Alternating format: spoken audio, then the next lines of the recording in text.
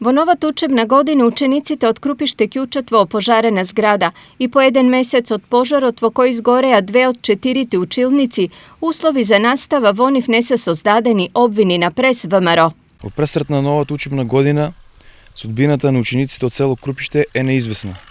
Имено, поради оштетените простории од пожарот што го зафати подрачното училиште Страшо Пинџур во Крупиште, учениците ќе бидат приморани да одат во 2 смени или пак во некое од соседните училишта.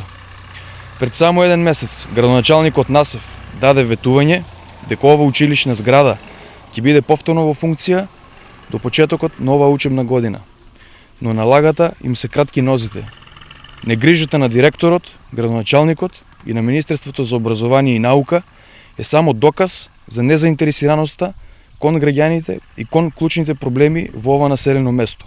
И за жал, овој пат кон најмладите. Во училиштето има услови за непречено одвивање на наставниот процес и наставата таму ќе почне без никакви проблеми, возвратија од општината. Имаме уште 2 училници кои што се функционални, спортска сала, влез, хол, тоалети, канцеларија за директорите и наставниот кадар.